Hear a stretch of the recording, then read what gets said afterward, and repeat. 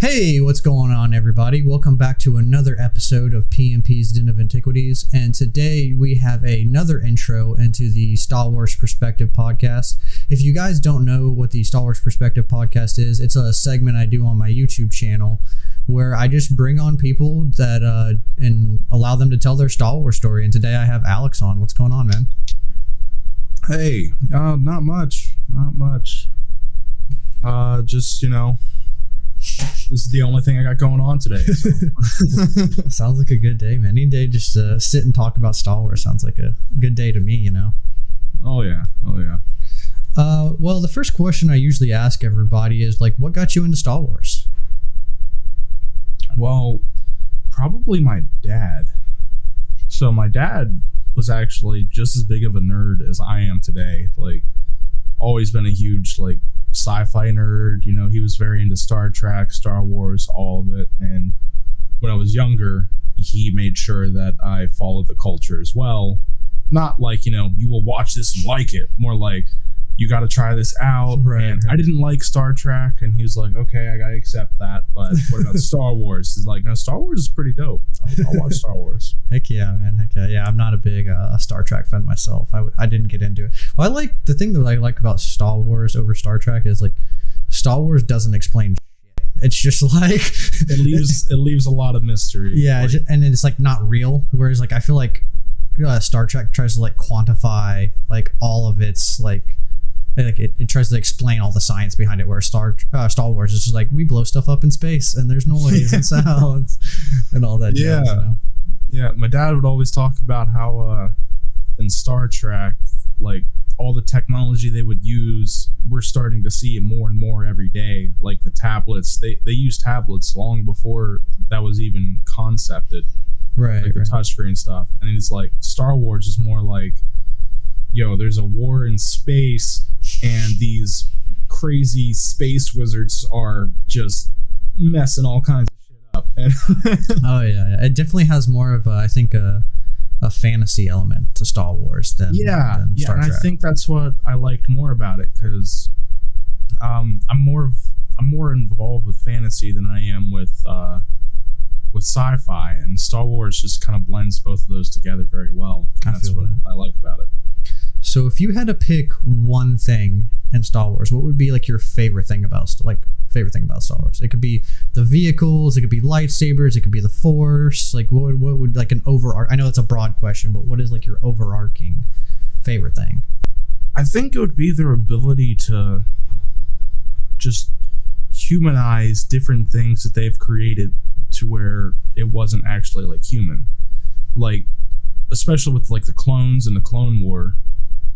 These were, you know, just scientifically generated people out of machines and all this, and they're like, oh, they're just clones, they're just numbers. But then they go more in depth and humanize everything. And the one benefit I see towards, like, the newer Star Wars is they're humanizing the stormtroopers as well. Oh yeah.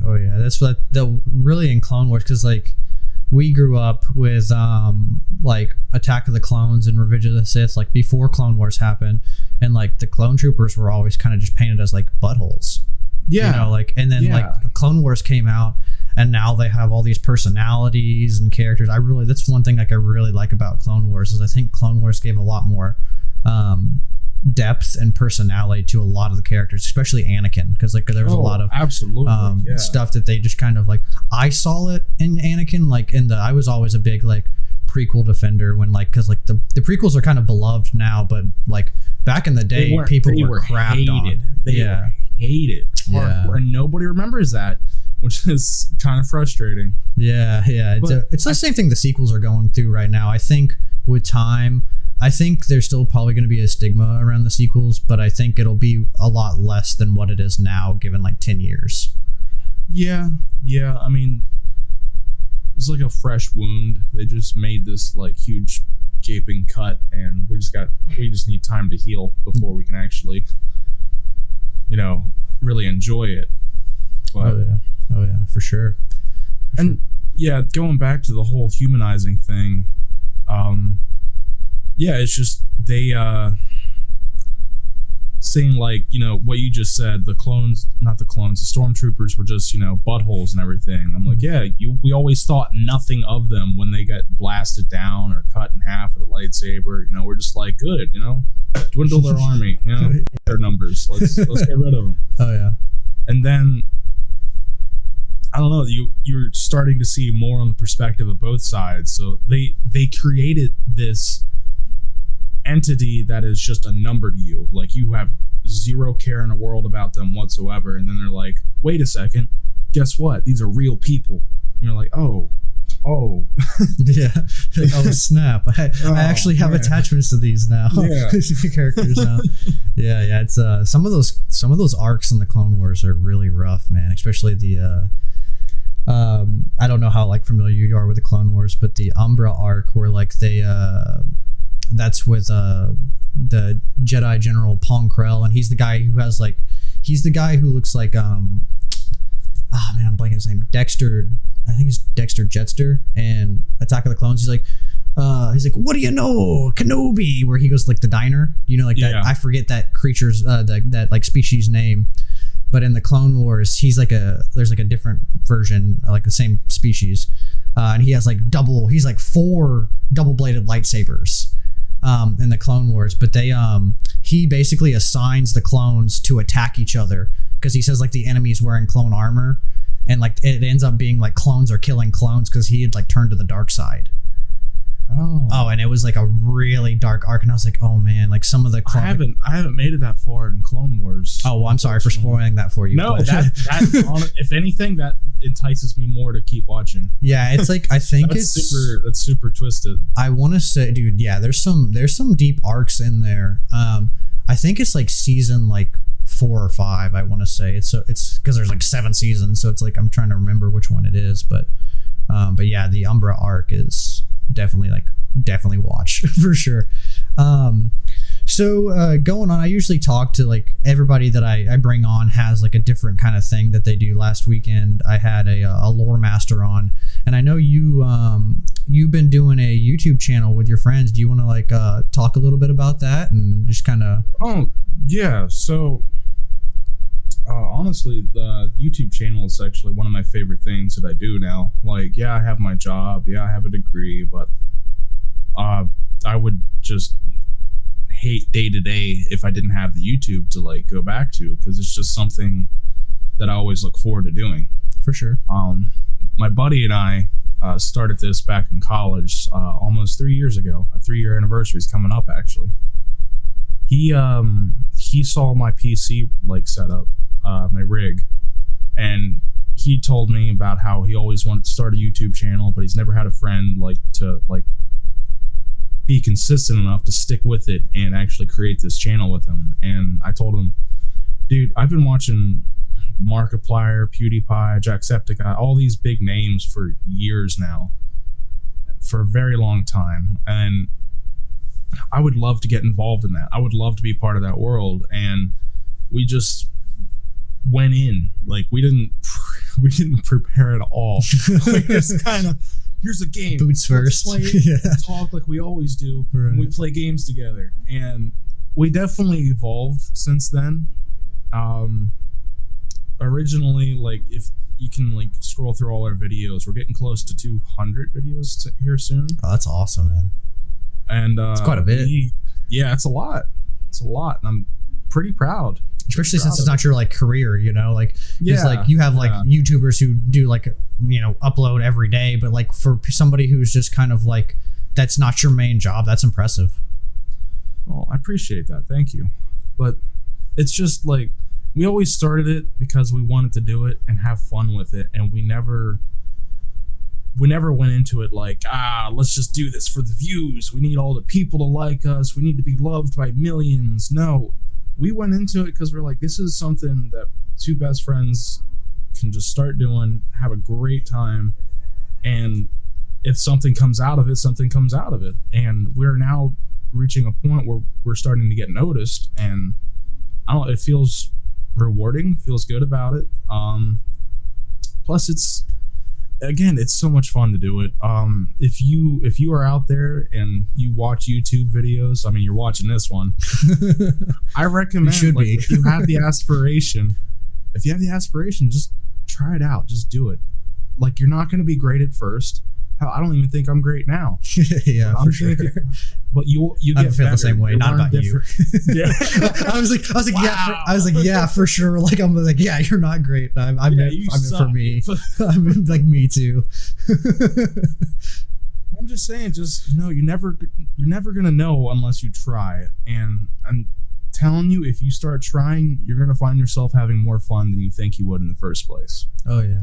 No, I feel the same way. Like, I'm on the same wavelength as you, man. Like, I feel like by now, I think I'm like maybe like 25 to 30 episodes in, or like videos in, and like, while it's not like perfect, I kind of just did the same thing. I was like, screw it, I'm just gonna jump into it and like kind of like hit the ground running. I might stumble and fall, but I'll pick myself back up and go. I really think that's like probably the best way to do it. It's just because like you learn so much. I'm sure there's things that like when you started you had no idea about it, yeah, and then now you're just like, wow, I can't believe that I did that back then, and now and I'm sure there's going to be more things in the future. So there's a lot with like camera work, audio work. Yeah. We definitely learned a lot about recording. There's this ongoing thing that me and Kyle, he's the partner in Retrograde. Our YouTube channel, by the way, link in the description. Max put it there. And yeah, for sure. No, I have all the links down below. Yeah, we recorded Sonic Adventures 2 for 6 hours straight. Dang, that's crazy. And the problem with OBS is you can't record gameplay for 6 hours straight. The video gets corrupted. So we lost all that, and we're no. Now we have like a weird hatred towards that game. Like, this game, I'm not doing that again. Oh no, I have the same, not with recording, but I don't know if you've ever heard my Left 4 Dead spiel, but my friends and I'll make it short. We were playing like on the hardest difficulty, and we play like the whole way through. We get to the very end, and like at the very end, spoilers if you haven't played it, you have to like hop on a helicopter and fly away, and like that's the game. So like I'm literally not anymore. There's a new level they just added like 6 months ago. Oh really? Yeah. No. After 10 years, they added a new level. I will never play that game ever again because of this incident. But we were running to it. And everybody hops on the thing, and I'm not like great at video games, so like I was like the last one, and I'm sitting here running, and you know how those berserker dudes can like throw shit at you? Yeah. You just see me running, and I'm like maybe like a foot away from the car, and like from my friend's screens, you just see a car go whoosh and like instantly kills me. They can't hop off. Amazing. Yeah, they can't hop off the chopper, so the chopper just like floats away. I don't get the achievement, and they get the achievement. And then I'm like, hey, can we like replay it to get it? And they were like, nope. And I never got the achievement, so I was just like, you know what? I hate this game. I'm never playing it again, and it's over. It's over now. Well, I mean, Left 4 Dead 2 is one of the easiest games in the world to mod. So, I mean, all my tanks in Left 4 Dead 2, they're all Shrek. The Chargers, they're Big Daddy from BioShock. Oh, nice. Yeah, you can do whatever you want in Left 4 Dead. So, I mean, you can make it a whole new game. You can change all the guns. I'm ready. You can change all the guns to like Star Wars blasters. Oh, that's pretty sick. Maybe. So that's what I'm saying. Now it's amazing. Yeah. What is it in Django? He's like, well, gentlemen, you had my curiosity, but now you have my attention. You just mentioned Star Wars. I'm like, interesting. Yeah, I want to play. Man, I'm trying to think. It's like Armed Forces or something like that, where you can like mod it to be Star Wars. Mm-hmm. It's like some like Army Storm or I can't remember the name of the game. Arma? Yeah, Arma. That's it. Yeah. You can like do it to like do like a Star Wars like mod, and I'm like, that with looks so Arma, cool. you definitely need a squad to play with. You can't just jump in randomly by yourself. Yeah, with some for sure. Random people. You need a squad. Yeah, because it's like realistic, right? It's like super. Yeah. Realistic. Yeah, it's like a battle sim. Yeah, I think that'd be so. I'm pretty cool. sure Arma was the game that the Army made originally to encourage people to enlist. Oh, really? Yeah, because there was a huge video game campaign back after like 9/11 happened and everything. It was a huge video game campaign to help encourage people to join the Army. Like, this game inspired me to do this, blah blah blah. Like, hey, I'm a pretty good tactician, maybe I should enlist. You know, there was a huge campaign about that years ago, and Arma was one of them. But military kind of stopped doing that. They're using video games now more as like simulation training, right, instead of like encouraging people to enlist, because we have an abundant amount of people that are trying to enlist now. Right. Yeah, I imagine like training, because I know all those drones are like, you know, operated by like, you know, computers and stuff like that. I imagine that like really helps with like being able to like learn how to fly the drones and like run surveillance and stuff like that. So absolutely. But yeah, that's pretty cool. All right, so now we're moving on to probably the hardest question I'm going to ask you in this whole shebang. Star Wars movie ranking? Yeah, your Star Wars movie ranking. You can go from just yours. They don't have to be like, because like I mentioned this like in a previous episode, and I said like best to worst or worst to best. Like, it doesn't mean like if you rank it at the end, it's like the worst one. It's just like what your ranking is, you know, because it has some connotations to it. I'm not trying to like be like, oh, these are garbage. Are we including the extended cinematic universe, like Solo, Rogue One, all those? If you want to. You don't have to, though. Okay. Well, number one is definitely, it's going to be the one I saw in movie theaters when I was a kid. Like my first movie theater Star Wars experience, which is Revenge of the Sith. Oh, yeah, dude. Love Revenge of the Sith. The giant Revenge of the Sith poster back here. Oh, yeah. And rewatching it now at like my age, just it still holds up. A lot of people diss the acting and a lot of different things, but it's just something really, really, really badass about seeing Anakin just slowly change and turn and become worse and worse and worse, and then all the heartfelt like arguing with Obi-Wan and all that. Just it hurt a little bit. Yeah, well, especially too if you've seen Clone Wars, like I think it really adds like so much, because you see more of like the dynamic. Because they have such a huge, like they have a brotherhood. Like, you were my brother, Anakin. No, and you in Clone Wars you see what he means. Like, yeah. Well, I think the only really critique that I really have about Revenge of the Sith is I kind of, and I understand. Short. Yeah, I wish Natalie Portman, because Padme has such a big role in the Clone Wars, and she's like really awesome in the Clone Wars, and like me seeing the Clone Wars made me realize that like, and like, because episode 2, I think she has like a decent role, and she's like really awesome in it. She does so much in they kind of episode 2. She's like leading the charge. Yeah, you know, and they kind of nerfed her, capturing her palace. In 3, she's like, no, I'm just a pregnant lady. Yeah. I think, well, like, I don't know if you've seen like the original like concept art, but like the original one is like she was going to try to attempt to kill Anakin when she went to Mustafar. There's like, there's like a concept art of her holding like a knife, and then like Anakin, like, you know, it zoomed in on her, but Anakin's like in the background. And I was like, wow, that would have been like super deep if she would have been like more of like a, maybe not like a Romeo and Juliet, because it's like she killed herself, but like definitely not quite. That's definitely not Romeo and Juliet. But like maybe, you know, I'm trying to think of something Shakespeare. It's very Shakespearean. Yeah, I know what you're saying. Well, Star Wars is then that's where a lot of the dialogue comes from, because I think Shakespeare, like people like, it's like the number one thing with the prequels. No, Shakespeare is like Shakespeare. Star Wars is very Shakespearean. Like, it's heavily. very you know, very emotional, very just like expressive, and I think that's where a lot of the dialogue was inspired, and I think that's why the dialogue gets a whole bunch of like crap, because like nobody really talks like that, you know, like especially like in episode 2, like when Anakin's like talking to Padme, and they're like sitting by the fire or whatever, and he's like, I'm in agony, like every breath I take is like, a searing pain because of how much I love you. Like nobody talks like that. Like maybe like when you're like 10 years old and don't know any better, and like you're like puberty starts hitting in, like you might say so you're like, I'm gonna hit this woman with some romantic shit. Here and then you like look back on it and it's cringy. That's the only reason why I accept it, is because like at that time I think he's like 15, 16, something like that in Attack of the Clones, and he's like you're adopted into a like basically a cult. You're told not to gain any affections, not to have any emotions, and then like you struggle having all these. And his mom is captured and tortured. Yeah, exactly. Dies right in front of you, and I'm like, yeah, you're gonna have emotion. I don't I don't care who you are. Yeah. But yeah, okay. So that's your first one. What would be your second pick? Second one would be episode 4. Interesting. New Hope. Nice. Yeah.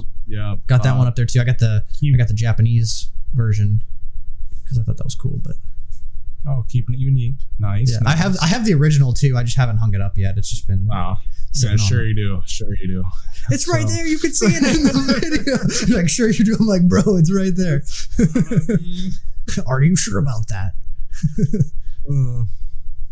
But yeah, no, I love A New Hope because they bring in my favorite character in all of Star Wars. Han Solo. Love Han Solo. Oh, he's great. He's just a normal dude that's dealing with a bunch of these wizards. He's like, dude, why am I here?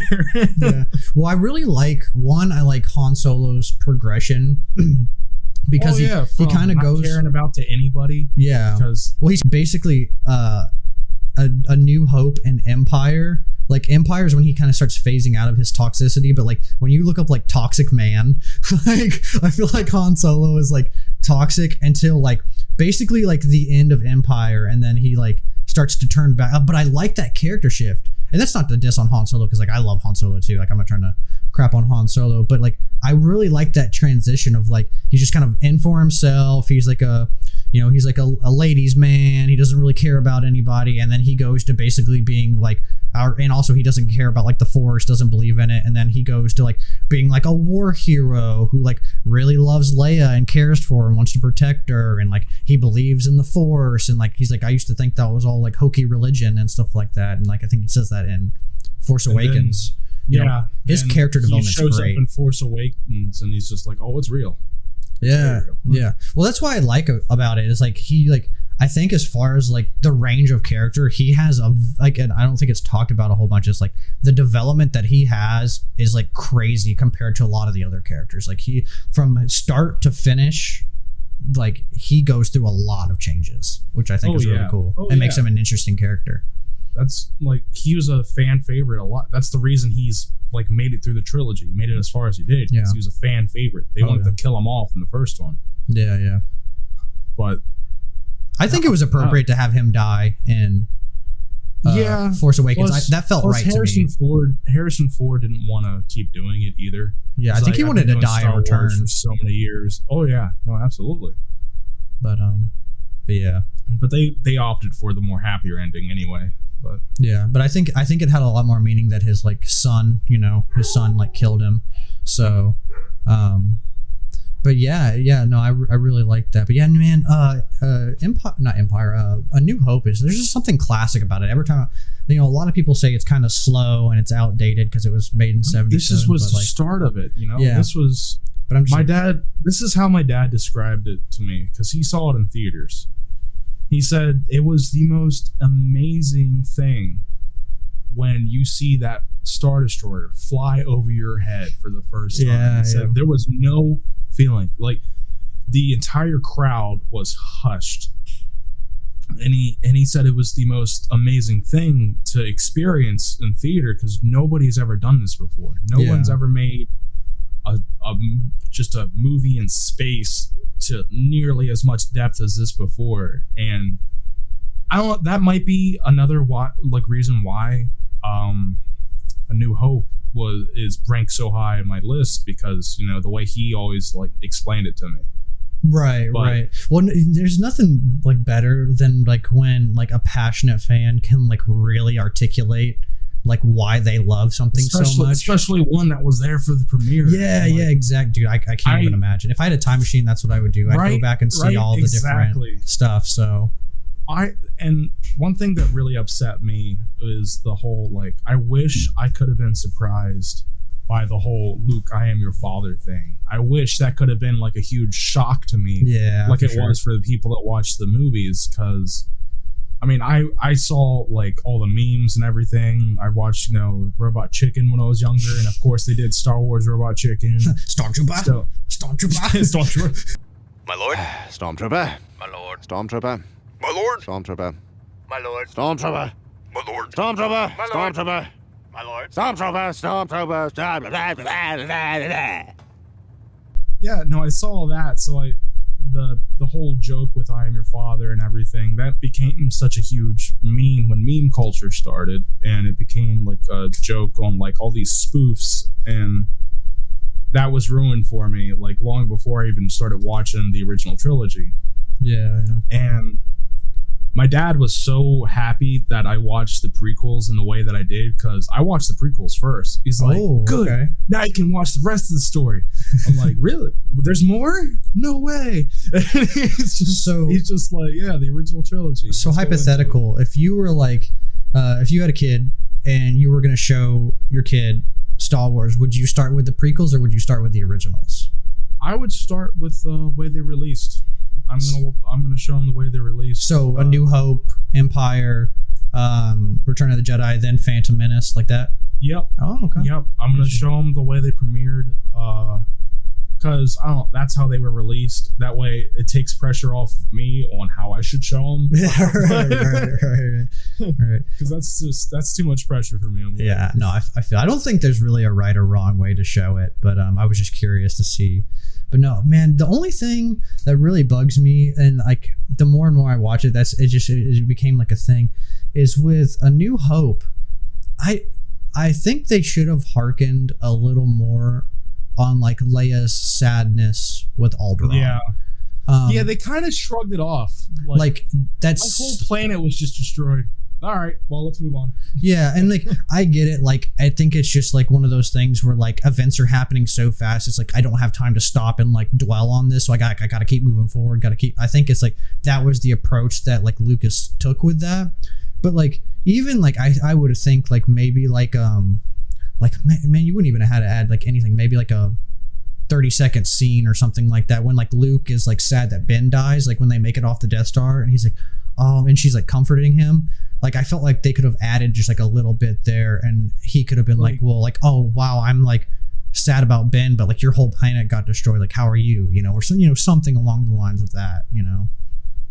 Like I mean, no, you bring up a really valid point. Like I never thought of it that way, because damn, Luke's kind of a dick. Like wow, you lost one guy, I lost everything. So yeah. But like I said, like I think Luke still had like I still think that was an important scene because Luke, Obi was really important to Luke. Yeah. So and obviously like Luke's the main character, so they were focusing on that. But I think they should have given like this doesn't take away from A New Hope at all, because A New Hope is amazing and I love it so much. But it was just one thing that I was like, I wonder why they didn't think about maybe adding a little bit of like Leia's feelings into it as well. But okay, so that's your second one. What would be your third pick? Third pick would probably be the Clone Wars, or Attack of the Clones, not the Clone Wars. Interesting. Attack of the Clones. Okay. I loved the all-out war, the whole thing. Like, I don't know, it really built more on Obi-Wan, like a lot, in Attack of the Clones.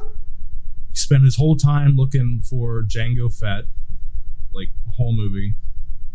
No, I don't know. Like he's like still concerned for Annie, and you just experience it more with him. And I feel like he has a lot of his most iconic scenes in the prequels in Attack of the Clones. Oh yeah, you gotta love mullet Obi-Wan. Oh yeah, mullet Obi-Wan with the full beard. Yeah, man. I remember I saw that one came out in 2003. I want to say it came out in 2003. And I was like, I think I was like 2002. It came out in 2002. Oh, yeah. So I think I was like in second or third grade, and I remember going to see it in theaters, with like a good buddy of mine, and I lost my marbles when I saw Yoda fighting Count Dooku at the very end. Yeah, just like Count Dooku didn't want that heat. He just left. He's like, nope, I'm out of here. Fuck Yeah, that. literally, he was like. But Count Dooku is slowly like creeping up my list of like favorite characters. Like he used to not be as much, but like with Clone Wars, and then also just like. Dude, he just has like this, like it's like this weird like confidence and style that he has. He's like slowly moving. I don't think he's in my top 5, but he's definitely in my top 10.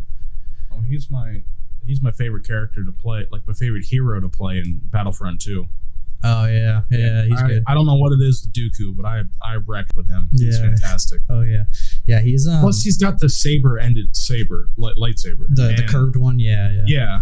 And that's probably my favorite lightsaber next to Darth Maul's. Oh yeah. Did you know? So apparently, man, I'm like gonna give you like butt knowledge is what I call it, because like I'm talking out of my butt. Christopher Lee was the guy who played Count Dooku, and he is a descendant of, I forget the guy. There's a famous person in history who he had a curved blade. Mm-hmm. And that's why they gave him a curved blade in Star Wars, was because he's a direct descendant of that person. I know his family was one of those families that has like a crest and everything. I can't remember what you call that. Do you ever watch the movie A Knight's Tale? They talk about it in that movie. Yeah. That's the one with the it's like has like the rock music with and they're jousting, right? Yeah. Knight's Tale's sick. Heath Ledger, dude. Amazing actor. Yeah, for sure. But yeah, his and I really like too that they adapted Count Dooku's style to fencing, because Christopher Lee was a fencer. Yeah, so I was like, wasn't he also a war vet?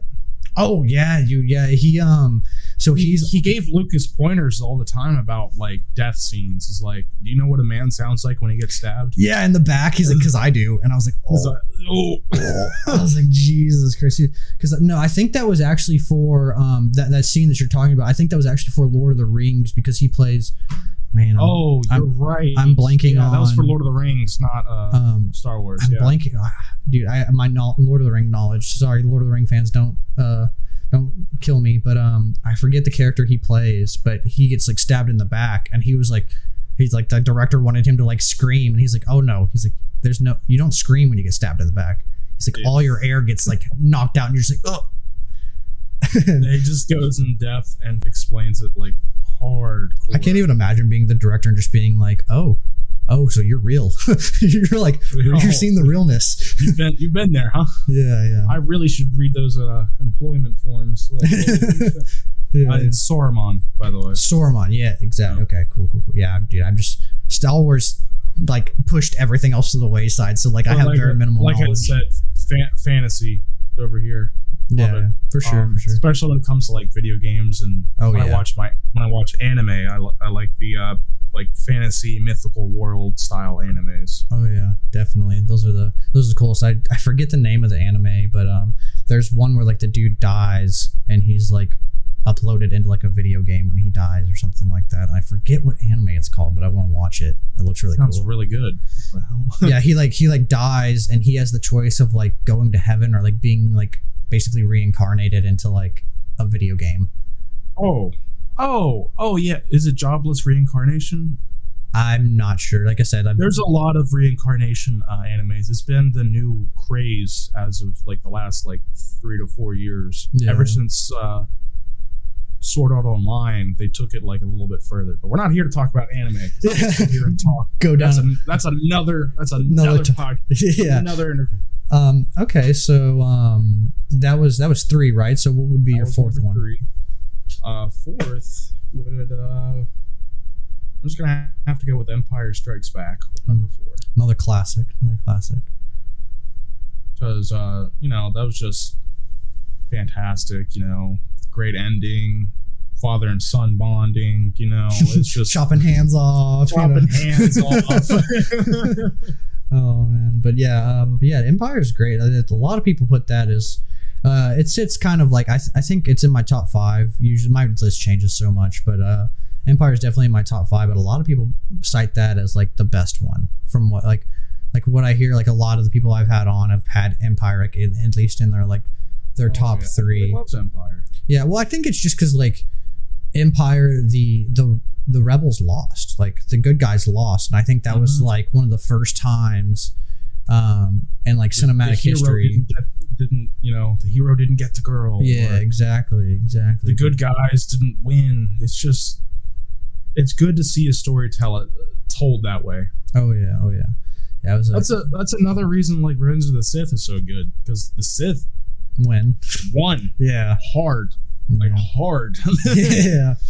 No, Palpatine is a genius. You had like an army of like 30 Jedi. Well, now you have 2. So yeah. Well, now it's becoming more and more like there's more Jedi out there, which I'm not a super like. It's a rock and a hard place. Like I like it and I don't like it. They go into a lot with the extended universe, and they make a lot more sense of it. And it's just seeming like more and more people survived Order 66. Like maybe because a lot of the stories still haven't been finished yet. So like maybe they die off before. But you have Cal, you have Ahsoka, you have Ezra, which Ezra's kind of like off in another realm. Like there's like so many characters that like you're like, oh wow, like all these people survived. Like, and then you hear. Well, I will say like Ahsoka, they put a pretty like heavy. Yeah, she makes sense. Yeah, for sure. They put a lot of work into hers. Yeah. No, and like as I said, like that's kind of where the rock and the hard place goes, because like I love Ahsoka. She's definitely like in my top 5 favorite characters. Remember when everyone hated her too when the first season premiered? Funny enough, I was one of the, and I have no like proof to back it up, but other than like my word, full of it. But I actually didn't mind her. Like, yeah, she was a little whiny, but like her whininess reminded me a lot of Luke, and that's why I liked her, because I was like, oh, they're probably gonna make her like OG. Like it was the same thing that they were doing. Like, and I caught that early on, which I don't think a lot of people did. But it makes sense. I mean, she's like, I want to say she's like 15 in the Clone Wars show. Like she's like super young. So like, yeah, she's a teenager. Like everybody's whiny when they're a teenager, Like just like that's a part of being a teenager. Not a teenager unless you're whiny. Yeah. Okay, so that was 4, and that was Empire. What would be your 5th one? 5th one would be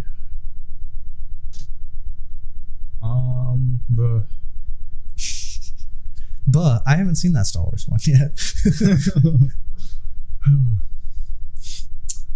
Hi, hungry. I'm dad. Shut up. I'm gonna hate you over there. I'm gonna have to go with. This is gonna be controversial. Rogue One. Rogue One, dude. I love Rogue One. I loved it. It was great. The storytelling was phenomenal. And should we just say like this whole interview thing is a spoiler alert? Because if you haven't watched it yet, yeah, for sure. Yeah, spoilers for sure. Yeah, Rogue One. First of all, they tell a story about people who don't make it. Like they and you don't know where the story is going. You don't know if they're going to escape. They edge it along like, oh, they could make it. No, they can't. They could. No. And then get to the end, and they're like, they're not going to. Not to mention that scene with Vader at the end, dude. Iconic scene that I about shit my pants for in the movie theater. Like, oh my God, that was amazing. I'm like, it's so nice to see Vader not standing around hyperventilating. He's actually doing shit. Dude, I want to halt it. Well, I hope we get that. It's seeming like that's what we're going to get with the Kenobi, is we're going to get more of like that hallway stuff from Vader. The scene that I like, or that's why I like the video games a lot. Honestly, I would say I like the Star Wars video games more than the movies. I can agree with that. Well, because like literally all the Star Wars video games are great. I don't think there's a bad Star Wars video game.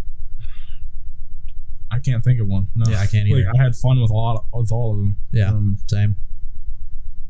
But we'll get into that after the countdown. Yeah, for sure. We can merge onto video games. 5 is Rogue One. 6, I'm gonna have to go with the Phantom Pain because The Phantom? You mean the Phantom Menace? oh yeah, the Phantom Menace. My bad. Phantom Pain. That's Metal Gear Solid. Yeah, I was gonna say Metal Gear Solid. We're talking about video games. And I got all clustered. Shit. Yeah. So anyway, when Snake, he shows up, right? Otacon. Otacon. Snake. Dun dun dun dun dun dun dun dun. Yeah. People who don't know play video games are like, what the hell are these dudes talking about? They were talking about Star Wars. This is bullshit. Oh. But Phantom Menace, yeah. So like Phantom Menace was great because they introduced Darth Maul, who is my favorite Sith. Oh, I thought you were talking about Darth Jar Jar, man. He doesn't exist. Jar Jar is definitely a Sith, though.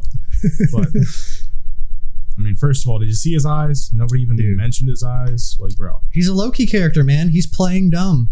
I expected him to just throw his robes on and have like Thanos voice or something like that, and be like, "You thought I was a fool. Now you'll suffer." Just waiting for his movie to come out where he's just like wrecking. Just like, yeah, you saying big doo doo this split time. Planets with the Force. Like, what the fuck? It's like Shaggy. You know how like Shaggy is like a god, and like they was always in the memes. Yeah, it's like Darth Jar Jar is like the god, like the Shaggy version of that. Exactly. But yeah, Phantom Menace was great, dude. It gets a lot of heat. Absolutely. But especially back in the day. Yeah. Oh my god, people hated it. It was revolutionary. Did you ever see the videos on YouTube of the before the premiere, people lined up around like the block, cities were shut down because this premiere was happening. Oh yeah. I do remember that. I don't remember it, but I remember like seeing it and stuff like that. Because I mean, it went like 84 was the last one. I think that's when Return of the Jedi came out.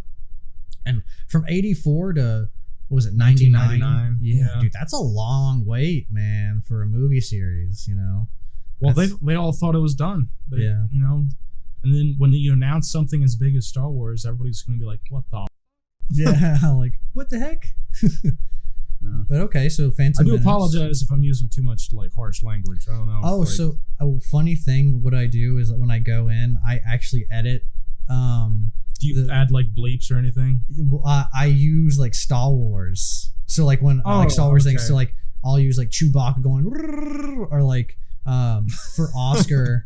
I did Greedo when he shoots Han Solo. Before he shoots Han Solo, he goes McClunky, and I use that for Oscar. So anytime he cussed, I would just go McClunky. So yeah, if you're an audio listener and you ever hear those and you're like, what the heck is that? Somebody probably cussed.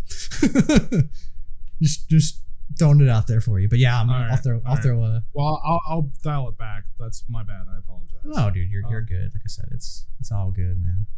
I try to dial it back at least when I'm.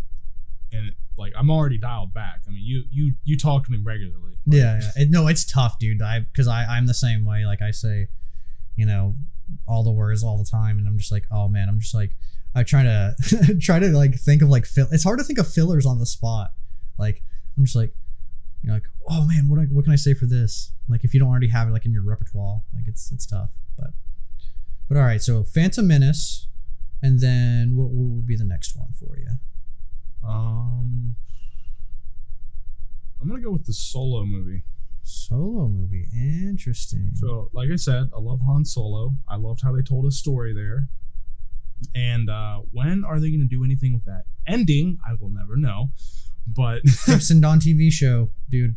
Please follow Maul and Kira with a Crimson Dawn TV show, dude. I want it. I want it so bad. Did you know that that was actually Lucas's original idea for the sequels? Really? Is that it was going to be it was going to be character focused? Well, with the Empire falling, it creates a vacuum, and Darth Maul with all his crime syndicates basically take over, and Luke has to fight Darth Maul. And that sounds amazing. Where was that? Yeah, and then can we get this trilogy? I know. I was so mad when I heard that because I was like, Luke and Maul are my favorite characters. Turn that pitch down. I need to find them. Disney turned it down because Lucas gave them a script, and they're like, hey, we don't want to do this, so they They went a different direction. It just makes sense we don't because want to like do this. We just want to go with this one that makes no sense and will make a lot of people angry. We just think it's going to work out better for us. So, yeah, it's Star Wars. We can't go wrong with Star Wars. They at least should have taken elements from it. I feel like you don't have like I understand wanting to create your own story, especially like being a storyteller myself. Like I understand wanting to create something new, but like when you have somebody like who is like as good as like Lucas, regardless of how you feel about Star Wars, you can't deny that George Lucas is an amazing storyteller. An empire. Yeah, he created this whole universe. He started this huge thing that not only revolutionized a lot of things for like movie telling or movie filming or storytelling wise, but also just like created this huge massive, just I don't know what word I want to use, like corporation seems like in bad taste, but just this huge universe of things that people can not only enjoy watching, reading, or anything, but literally anything, any medium, or cosplay, or music, or just everything. Like the man created something that nobody else has, and the dude is living off in a ranch without like any worry for money whatsoever because of like I will go to one day. I want to go to Lucas Ranch. I want to go to Skywalker Ranch, dude. Skywalker Ranch, not Lucas. I said Lucas Ranch. Wow, and you're the expert. Suddenly, my Phantom Pain thing doesn't seem like such a bad mistake. Oh, how the turntables! Well. How the turntables. No, but I mean, if you don't agree, go watch there on YouTube or not YouTube on Disney Plus. There's a documentary called The Empire of Dreams, and then come back and tell me that I'm wrong, because that thing, it really shows like George Lucas creating the story and like everybody who like helped him along the, because obviously he didn't do it by himself, everybody who helped him along the way and stuff like that, and how he basically made it into a reality. And it's a great documentary. Okay, so crap, where were we? I'm trying to think. Where you said that was 7, which was Solo. So you have Return of the Jedi and then the sequels left. I could have sworn I already ranked Return of the Jedi. Or at least to my knowledge, you haven't. That belongs higher on the list. Okay, well you can throw it and then everything will shift down. Just throw it wherever you think. That'll go at like 6. 6? Okay. Funny because it is 6. I did not plan that, I swear. Calculated. So what are your likes and dislikes for 6? Likes and dislikes. So first of all, Luke's getup. Finally, they gave him the iconic like black suit, glove. Very Anakin. So sick. Yeah, very Anakin-esque. The fight between father and son, with the Emperor being a douche the whole time. Yeah, kill each other. I don't give a shit. Anybody got my popcorn? Sorry, I just said another one. I need to stop. No, dude. Okay. Like I said. I shouldn't have said that. I should not have said that. I shouldn't have said that. Don't fixate on it, because you'll say it more when you fixate on it. Yeah. You're just like, oh, I shouldn't have said that, and then you're like, oh crap. Oh no. But yeah, no, yeah, I agree. It was just so much, just so many cool things that were happening. Dude, how do you not like Jedi Rock too? I mean, like the freaking with I forget her name. It's something Snoodle. They're like da da da da da.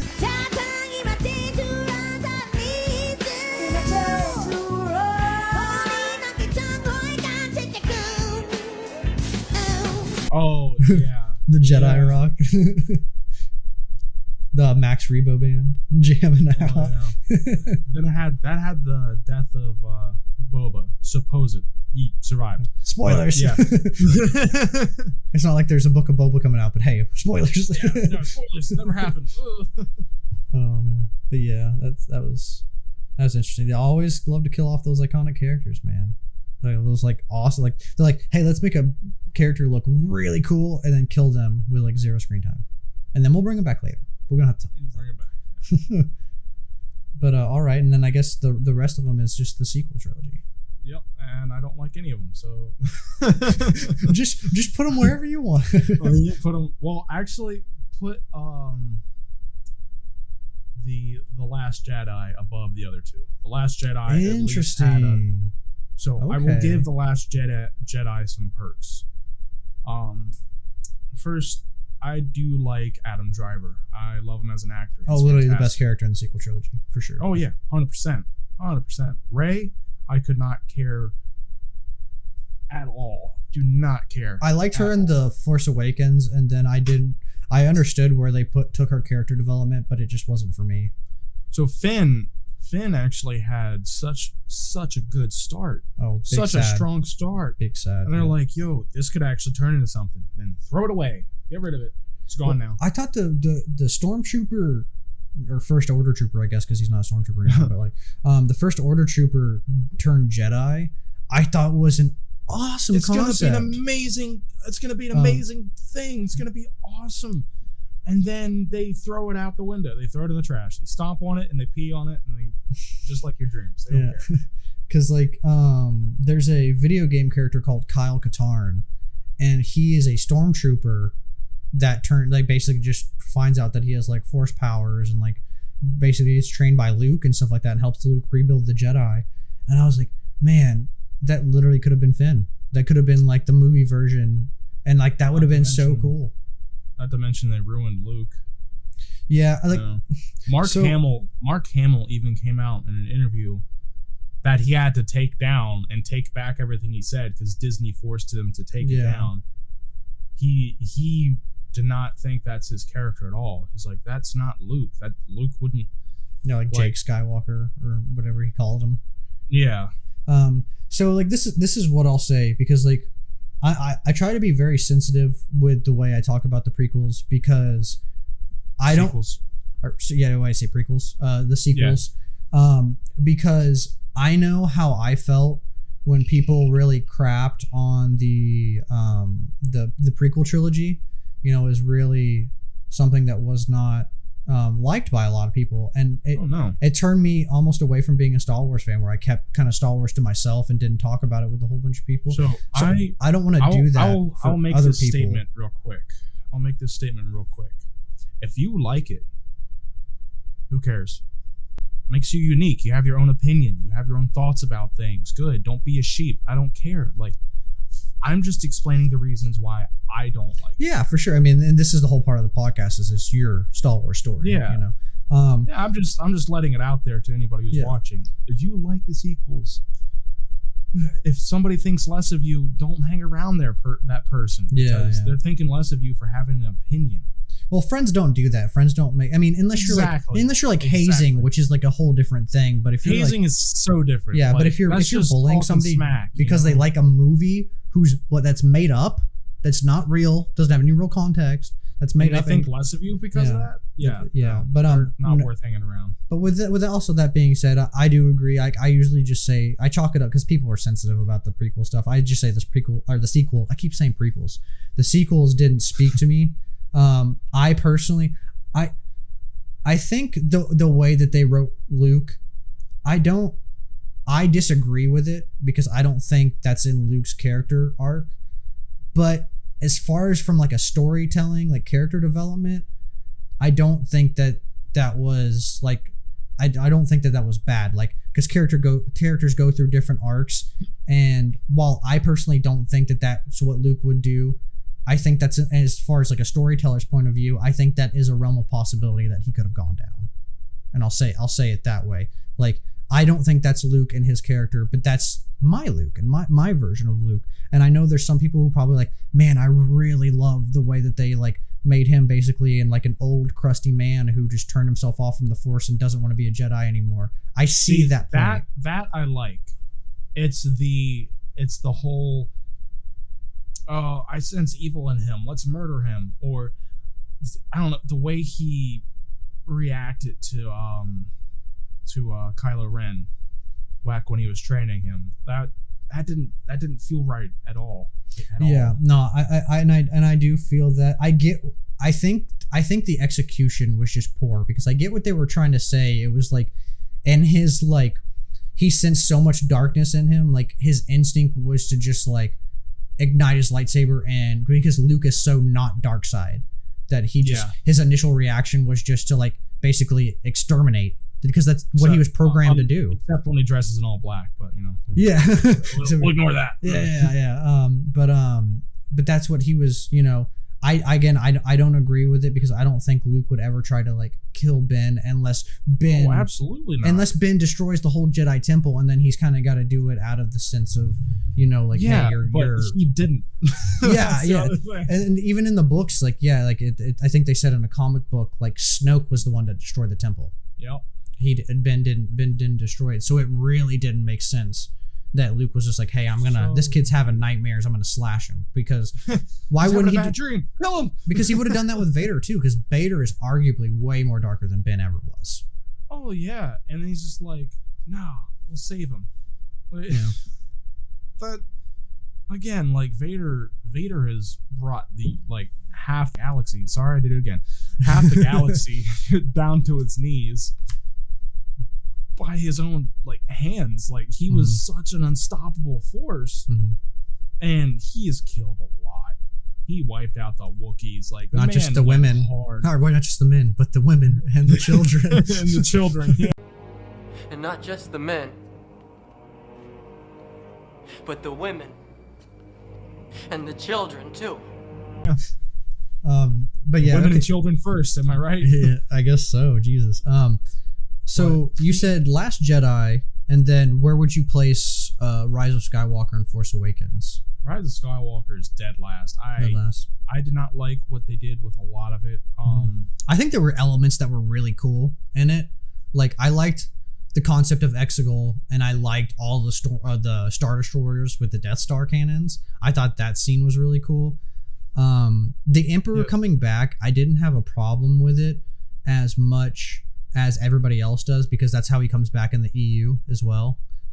But I think they just, to me, it was very forced, because I think it was so forced. If they would have just like harkened on it in like the Last Jedi, like maybe like the last scene, like you just pan to like Snoke being, he has like his tongue out, he's like like so just have like the Emperor laughing at the end or something, outside of the story wise, the choreography was not that good either. The fights were really slow. Like for Rise of Skywalker? Yeah. Okay. And like The Force Awakens, or no, The Last Jedi. It was The Last Jedi. That was the second one. Which one was it? Yeah, The Last Jedi was the second one. Okay. So it goes Force Awakens, Last Jedi, Rise of Skywalker. Yes, that's the order of what I like, because they just got worse for me as it went on.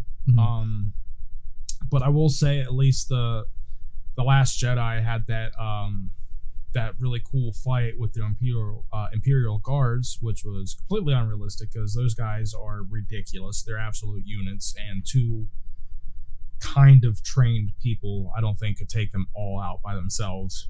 The one thing that really gives, like, going back to, like, how we were talking about the Clone Wars and it giving more like depth to like the Clone Wars movie, or Attack of the Clones, I should say.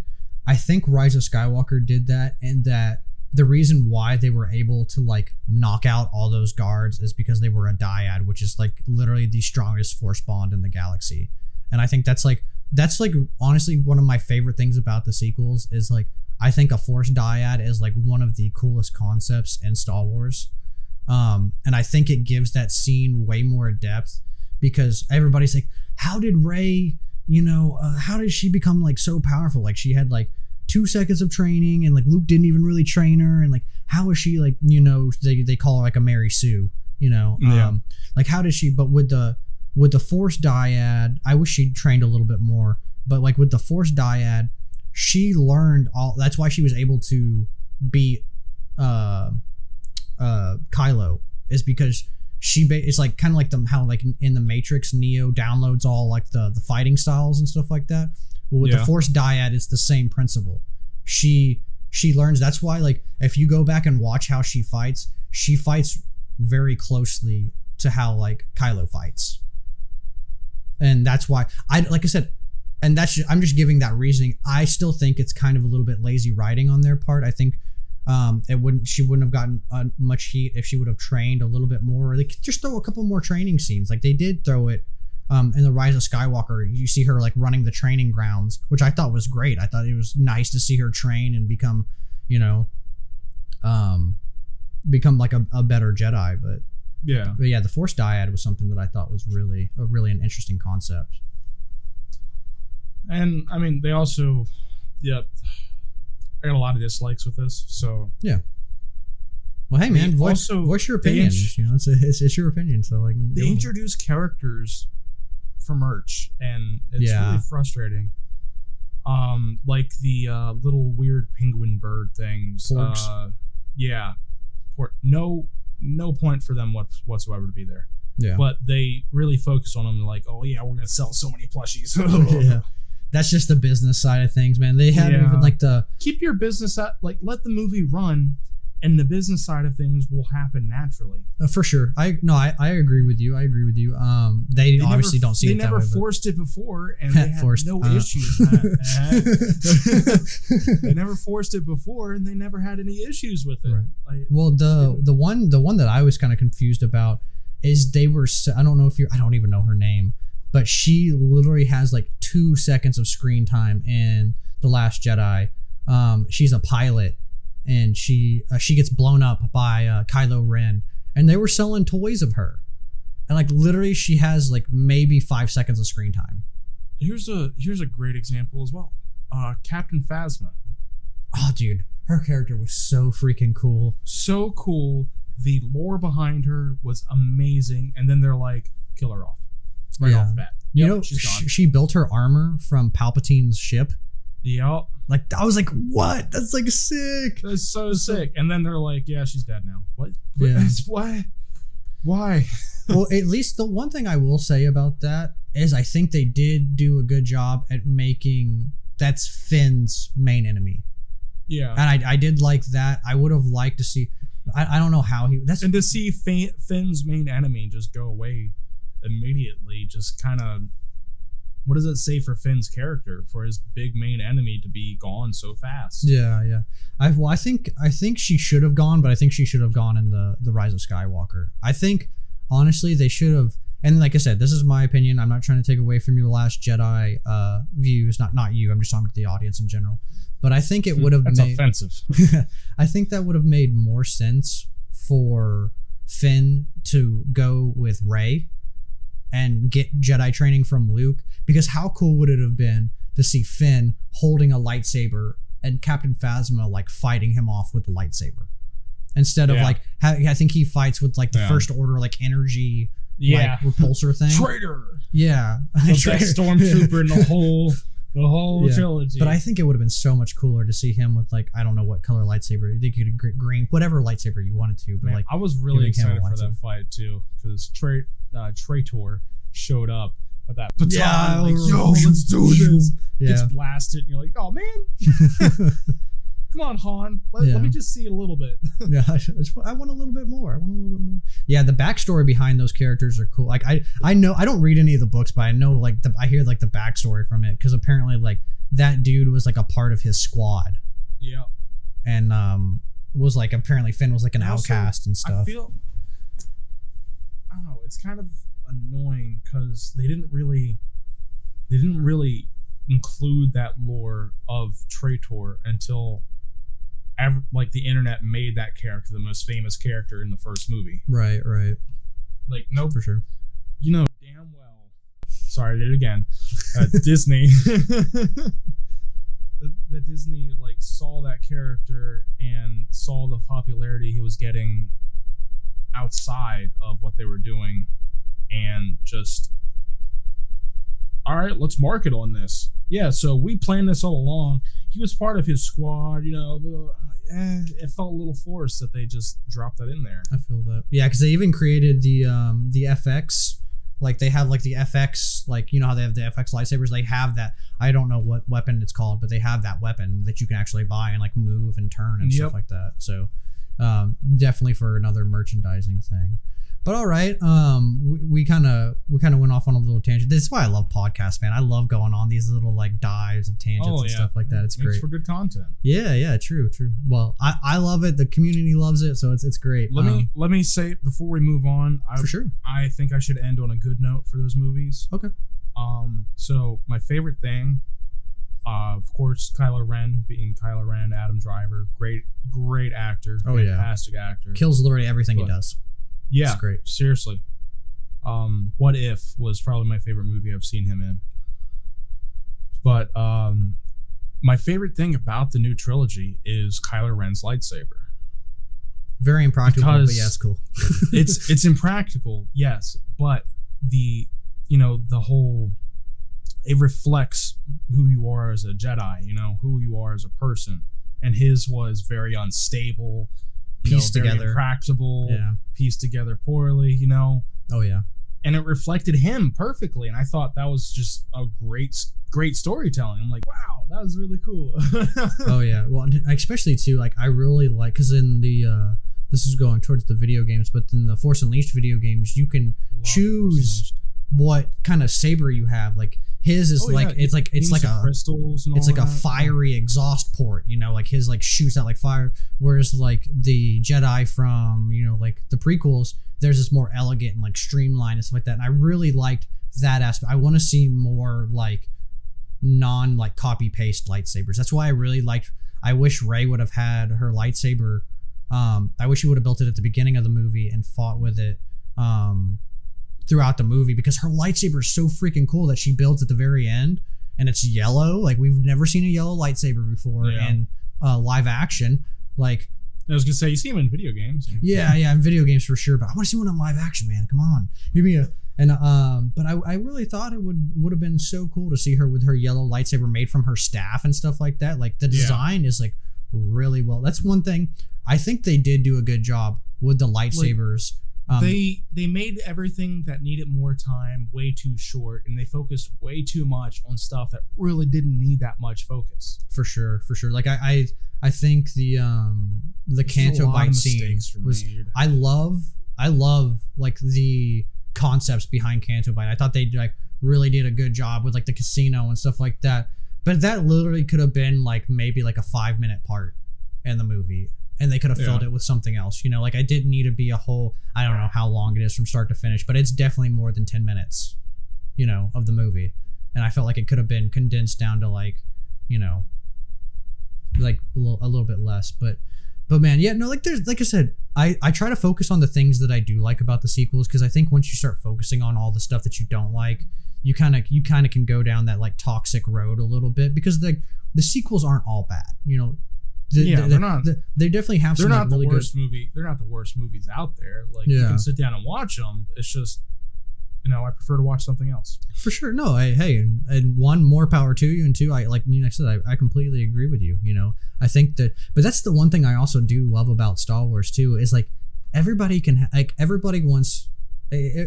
Star Wars fans are a little greedy. They want all Star Wars to be for them.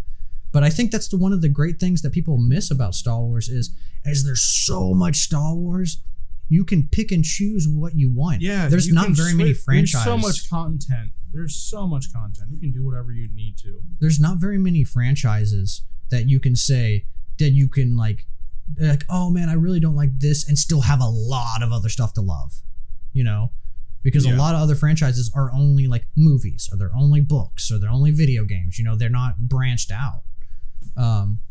But yeah, so that was a good movie ranking, man. You really went into depth on a lot of those, a lot more than some of my other guests. Well, I have reasons. So I don't want to. Well, that's what I just feel like it's this one, it's this one, it's this one. No, I like to explain myself, because I feel like I have a very different ranking.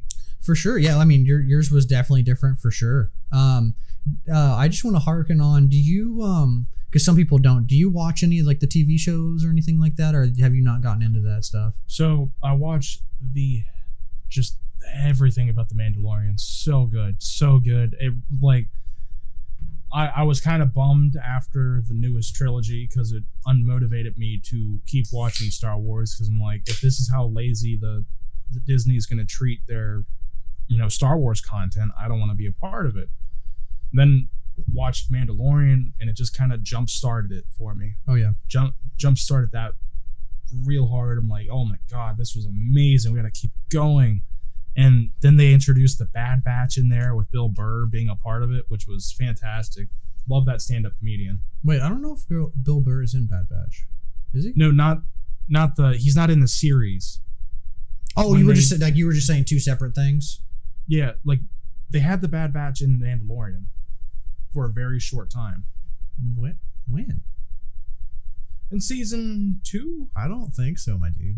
Hold on. We're gonna I'm about to look really stupid, and I'm telling you. I'm like 90% sure because the Bad Batch has only been in animated. It was in Clone Wars, like the new season of Clone Wars. Shut up. Hold on. I'm gonna look at this. Congratulations, you played yourself. Shut your face. Shut up. Hold on. Oh, they have the shut up. The Night Owls from The Prisoner. It was the only episode, The Prisoner. Yeah, I don't think so, my dude. I could have sworn those were the Bad Batch. No. Listen. I'm not calling you wrong, but you're wrong. Hold on. I'm reading this description. Hold on. You wait a second. Yeah, I'll let you. I'll give you all the time you need, but I don't know.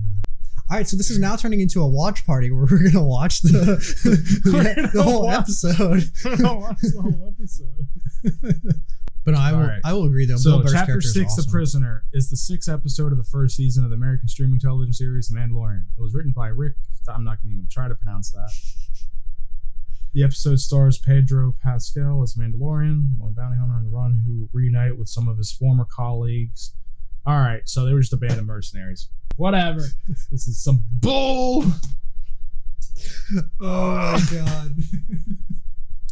I could have sworn it was Mandalorian. Hey, Bad Batch. I will say, whatever. You were wrong, but at least one, you admitted it, and two, you looked it up to back it up. So that's more than a lot of people do. So I'll give you credit where credit's due. Not much credit, because I'm still an idiot. But anyway, Mandalorian's great. Yeah, I really do like Bill Burr's character. He's really cool. The Marshal is a great episode. Oh, yeah. Timothy Oliphant, who actually plays a Marshal in Justified. Yeah, he plays the Marshal in Justified. And I just thought they're just like, hey. Yeah, I want to do that cause because I'm building the Book of Boba Fett outfit. And I was like, dude, I'll just kill two birds with one stone and like build like his like Marshal outfit because I just need to change the underneath part. Like I can still the helmet and the gauntlets and stuff like that are all the same. Oh no, I'll have to change the backpack because his like missile in the backpack is different. But yeah, I really like his character and I hope we see more of him. And because they like to bring people back. I hope so too, because I mean, Boba's setting up shop on his planet, so yeah. Well, that's another thing I want answered. Boba definitely knew he had his armor, so why didn't he go and take it? That definitely is a weird question. Because at the end of the episode, what if he was just walking forever and he finally got there and he saw that the Mandalorian took it and he's like, damn it. It's like, I just got here, man. You know how much desert is on this planet? No, what I'm thinking and how they might totally change this, but my hypothesis for it is that he was using him as bait. He was hearing because there was a rumor that there was a Mandalorian out in the desert of Tatooine, and Boba Fett has a lot of enemies. So I guarantee you he just sat and watched the Marshal and just to see if anybody would come looking, essentially. And that's kind of like my theory on it of why he kind of let him have the armor. Because Boba Fett's literally one of the most notorious bounty hunters in the galaxy. Like, you don't get that title without having some enemies, So, ooh, is that a cat? I think I see a cat in the background. Is he coming out? Hold on. I think I'll be right back. I saw his ears poking up. Meow. What are you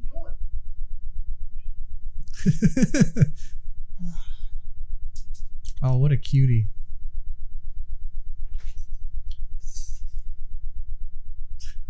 What a cutie. All right, Scooty, hold on a second. You gotta put my headphones on. So it's confirmed by the chat. I'm gonna come and steal your cat and bring him here. He'd be much better here. Yeah, he's a little handicapped, but he's the best cat in the world. Little cutie. Yeah, we call him our special needs kitty. No. There's people that like just leave animals out on the middle of the road up on the mountain that I used to live on because I didn't want to take care of them. And Jesus. he was one of them, and Mom spotted him, and we've had him for 12 years now. Oh, that's awesome. Since. It's like, yeah, dude, I don't understand. Again, this is a Star Wars podcast, so we'll talk about Star Wars, but going off on that. Yeah, don't mean to go sad, but you mentioned the cat, so. No. I was just saying that I'm gonna talk about this a little bit. I don't understand that concept of like, bro, really, you're gonna leave a animal? How can you, like, what? You're just gonna leave him? What kind of evil human being does stuff like that? Like, at least at the bare minimum, take him to like a shelter or something, or try to find a better home for him. Don't just leave him on the side of the road to die. Like, how insensitive is that, dude? Like, that's not a living thing. I always told Mom that she would need to pay my bail if I ever saw that. Just beat the crap out of whoever. Oh, I'm gonna park on his legs and just use his face as a punching bag, like John Cena. No, he's a little cute. You can hear him purring. Yeah, I can. I heard him when you were going to pick him up. He's like meow, meow. I love it when cats are talkative. They're so funny when they're just like they're like talking to you. Oh, he talks. He can talk for days. I'm gonna set him on my bed. Yeah, his bed is my bed. I feel that's the way I do. Maple is the same way. She'll come up because I have like I built like I like my bed lower to the ground. I kind of like the Japanese style beds a little bit, so I built like my own frame so it like sits lower to the ground. Yeah. Well, no, it's not like on the ground, but I built like a little thing so it's like basically to like my ankles or something like that. But yeah, Maple comes up and because she's a big old German Shepherd, so she'll just come up and like lay like she's like I call her a dump truck because literally she'll go she'll go like this and then she'll literally just like tump over and like she'll like fall on me essentially. She's like the funniest dog, man. But okay, so we're moving past movies and TV show. Oh, real quick, actually, one more thing. Did you watch Visions, or is that still on your list to watch? Visions? I have not watched Visions. Okay, so we won't talk about that then. Maybe I'll bring you back on or something like that once you watch it because I know you're a big anime fan. But I do this thing called Mynonk Minutes on the podcast where I just basically rapid fire ask you a whole bunch of like your favorite things and if you were in the universe, what would you do? So you can take as long as you like to answer them. I just say rapid fire just because they're shorter answers. If you were in the Star Wars universe, not like an actual character, but like who would you be in the Star Wars universe? Would you be a Jedi? Would you be a Sith? Would you be a Mandalorian? I'd probably be a Mandalorian. Interesting. Okay. Cool. Do you have like a favorite Mandalorian type of armor? Beskar steel, baby. Yeah. So you would have like the Mando style. No, absolutely. I don't want to get chopped up by a lightsaber. That's how Django went. Django. Yeah, that was I don't know. Given how much like firearms training I do, I feel like it makes sense if I went with weapons are my religion. Exactly. No, I feel that Mandos are great. If you had to be trained by anybody in the galaxy, who would you want to be trained by? Not Luke. I'd have a bad dream. He'd try to kill me. Trained by anyone? That's a good question. Jedi, Sith, or Mandalorian. You can pick anybody. Oh, Jedi, Sith. Thank you. Dooku, 100%. Oh, Dooku, interesting. 100%. I've had a couple people say Dooku actually. Like I was surprised at how much people He like trained really like Grievous, Dooku. And Grievous is not a Jedi. He just wields lightsabers. Yeah. He doesn't even have the Force, and he can like just wreck people. If you had to design your own lightsaber, what kind of lightsaber would you have, and what color would it be, or colors depending on your type of lightsaber? I would love to have the one like in Jedi Fallen Order, where it comes splits in apart. two. Yeah. You have two sabers, and you can Alright. put it together and like comes out as two. Okay. And okay. I know like they're made from artificial crystals, but I just like the red color when it comes to sabers. Yeah, yeah. Well, I think the way that they did it, so like canon is like you have to bleed them. Like you have to put your like anger and hatred into them, and the crystal bleeds, and that's what creates the red effect, is because it's bleeding. And I thought that was a really interesting concept. But yeah, man, you can't go wrong with red. I mean, red's just it's. I wouldn't be a Sith if I was in Star Wars, so it's like tough because red's my favorite color. But I would listen. I know red is for the bad guys, but can I please just get a red saber? That'd be so cool. I'll bleed it. I'll be on the light side. I just, if I have to go to the dark side for a second, let me just get the red, and I'll then be right back. I swear. Last online 6 years ago. Okay, so with this one, you can do 3 or 5 because some people don't have 5. What are your top characters? Top characters? Yeah, you can do 3 if you only have 3, or you can do 5. Some people need more, some people need less. Well, number 1, I feel like is probably the most popular. So Vader / Anakin, 100%. Interesting. So you would kind of combo them together. It wouldn't be like one or the other. Okay. Yeah, because it makes him up as a whole, like his lore and his growing up to becoming Vader in the future. Just I don't know, all mashed together makes him what he is. Yeah. My only thing with that is, and like I agree with what you're saying, and then there's a part of me that's like, they are 2 different people though. Like Anakin and Vader, like the person who killed those younglings is not Anakin. That's Vader. So they are 2, like at that point in time, like he had like, and that's not to say that like, because there's always a little bit of Anakin and Vader, and I think there's always a little bit of Vader and Anakin, but like you can't view them. And if you want to cluster them together, it's your pick, so you can do whatever you want. What if it's like these like Jedi form of split personality? Kinda. Yeah, during the day I'm during the light side. During night though, I'll kill some kids. Like I'm Batman. Okay, so Batman trailer just dropped, by the way. You should give it a look. I'm super hyped. Can't wait. I haven't seen it. I watched I mean, I'm sure people who are watching this are also fans of other things. Usually when you're in a fandom, you're not just like one. Sometimes you are, but sometimes you're not. So, the new Suicide Squad video game looks freaking cool. And then I saw we've been waiting for a while. The Gotham Knights. Yeah, that's what I was about to say, where they're fighting like the owl Court of people. Owls. Yeah. I don't know anything. I'm not knowledgeable on DC, but I own an autographed copy. You know what? I'm gonna pull it up right now. Yeah, dude, I want to see it. That'll be cool. Thank you guys if you guys have made it this far in this video. I really appreciate you watching and coming and hanging out with us. I wore pants today. Just walking in your underwear. But yeah, no, I own an autographed edition of Batman and the Court of Owls.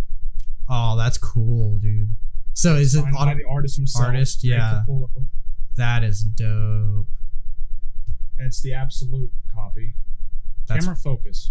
I'm gonna turn this blur effect off so you can see it. Turn it off. There we go. But yeah, it's the absolute edition. Oh, that's cool.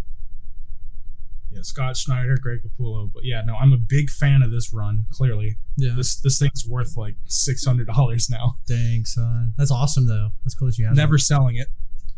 That's always the best when you like have collectors that like collect just for the pure joy of collecting. Yeah, no, that's mine forever. Like, not ever getting rid of it. That's my goal with this poster.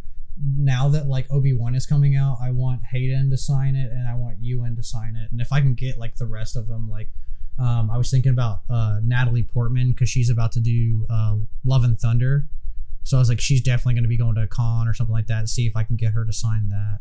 The trickiest one's going to be James Earl Jones because like he's really old and I don't know if he does anything anymore.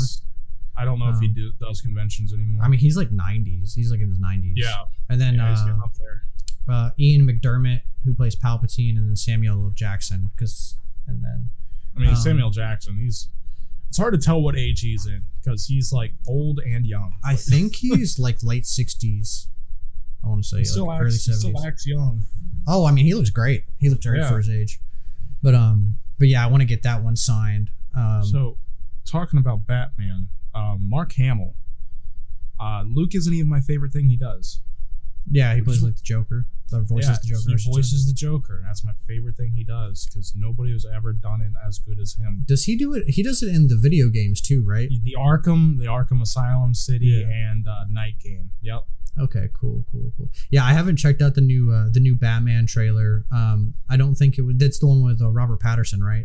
Robert Pattinson. Yep. Pattinson. Yeah, his car looks cool. I'm a little iffy on him being Batman. He's not like to Just me. watch the next trailer. He's not super believable, but we'll see. I'm giving him. I'm saying the next trailer can help sway that. It was really good. Okay, I'll give it a. I'll give it a shot. I'm an open-minded person. Take it from a guy who reads a lot of Batman. Yeah, I got you.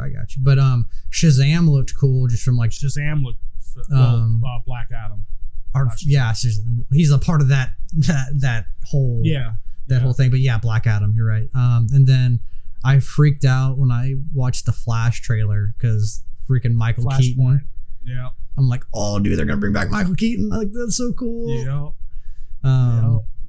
So I'm excited. I'm not, like I said, I'm definitely more of a Marvel person than DC. I'm like, and I'm not even like, I'm more of a casual on both. When it comes to reading comics, I'm more reading DC. Right. When it comes to watching, I more watch Marvel. For sure, yeah. And then the video games are definitely more DC for me. Marvel games are, I started playing that Marvel game yesterday. The new Avengers game. Yeah, and dude, it was tanking my stream. So I had literally everything on the lowest settings. It was tanking my stream so bad. Well, the game isn't that fun anyway. I see what you mean about the Iron Man outfit though. Like, dude, he freaking like that. What is that? What does he have? It's like not even like an exoskeleton. It's an arc reactor with all its propulsors all like together. It's gross, like Velcro. Is what it is. It's gross. It's got some duct tape and Velcro. I'm like, at least give us like a basic suit or something. You don't even have to give us the most awesome suit. That's the problem I have with that video game. It looks very microtransaction-y, where you have to buy a lot of the stuff. And I don't subscribe to that. I know you don't either. Nope. Being from us being game designers, but yeah, going back to Star Wars because we won't bore anybody with the Marvel stuff anymore and DC stuff anymore. That's a different podcast. Yeah, different day. If you had to bring one force power to real life that you could use, what would it be? Oh, the jumping. The jumping, interesting. Force jump? Hell yeah. Okay. Dude, I would love, like, hey, you see that 4-story tall building? Yeah. Front flip, nailed it. Want to see me jump to that boulder? Want to see me do it again? Exactly. Okay. I was always obsessed, and like the no fall damage. You get no fall damage with that because, hey, cliff diving, right? Yeah. Watch this. So I wanna this will allude to something else.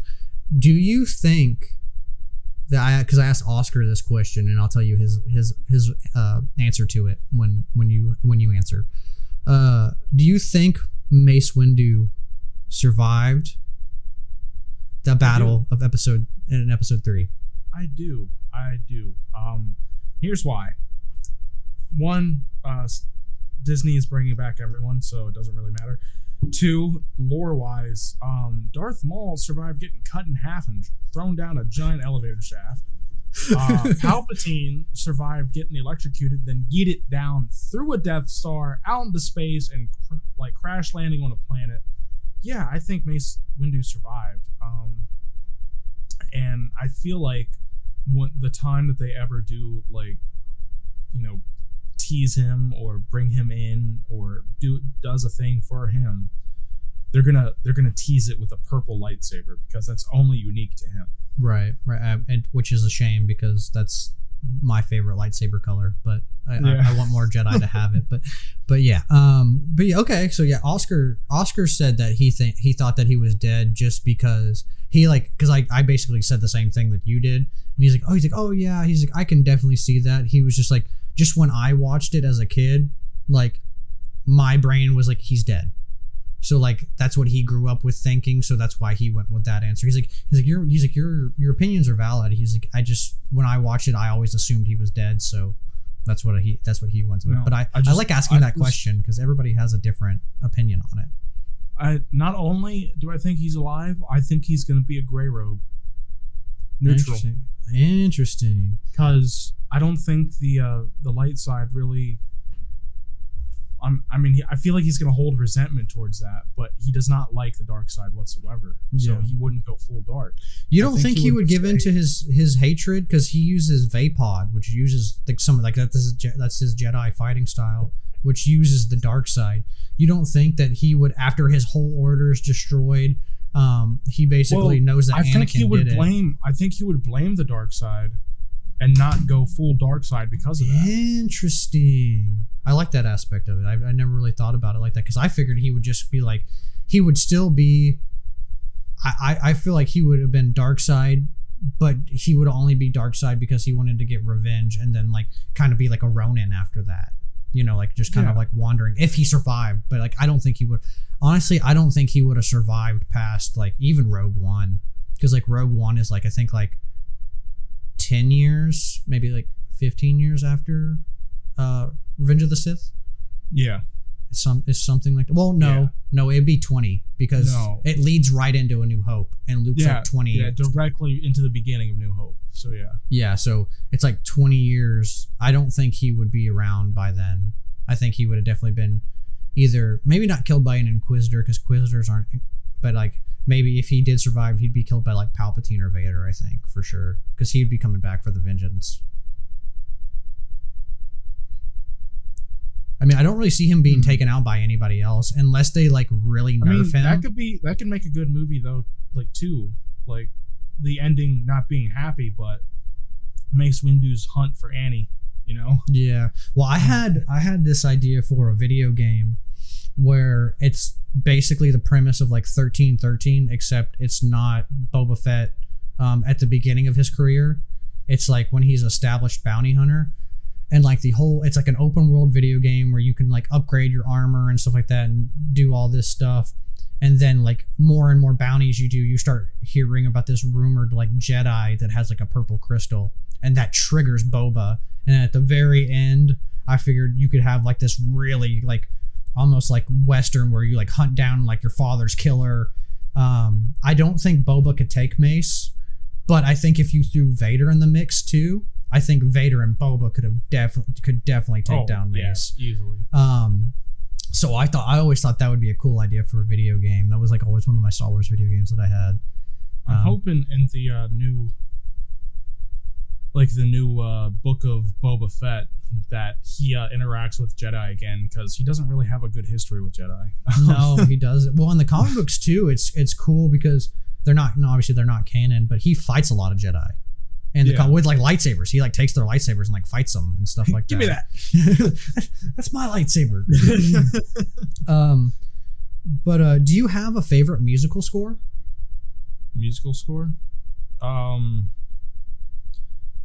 don't remember the names at all for any of the songs. If you can picture a scene, I could probably tell you the name. It's always the dun, dun, ba, ba. Oh, Duel of the Fates with Darth Maul.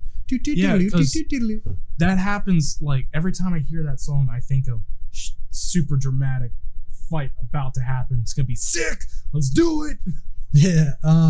Funny enough, a little tidbit. I had a person on, I think like 2 weeks ago, and she said that it was an old like Welsh song actually, and it was taken from I can't remember the name of the poem. It's like Battle of the Trees or something like that.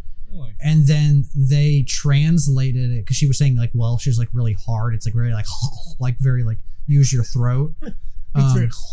Yeah. Well, like that's the best way I can. And she was like they translated it into another language, which is where you get the ha hey ha. And I thought that was just a cool little like snippet of information to have. Like I never really realized that was where it came from. You watched a little bit of the Clone Wars, right? Like the TV show? Like you haven't seen it all. Yeah. Do you have a favorite clone trooper?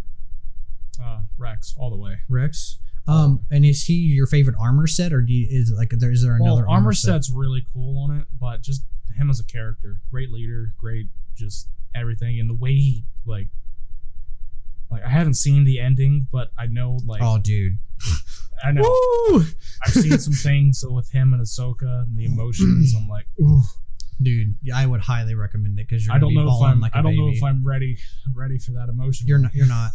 I've seen it. And I'm still not ready. But Rex is the GOAT, man. Okay, and then Rex is fantastic. I have 2 more questions for Mynonk Minutes, and then we'll talk a little bit of video games, and then we'll wrap this bad boy up because we're sitting at a minute. I think you're gonna be the longest podcast. You're at an hour and 30 right now. We always talked like I always told you I have a lot to talk about. Hey with man, this stuff. I'm loving it. Anytime I get to nerd out and talk about Star Wars with my friends, it's a good day. So this is a 2-parter. If you had to, what is your favorite Star Wars planet? And if you had to pick a Star Wars planet to live on, which one would it be? That's a good question.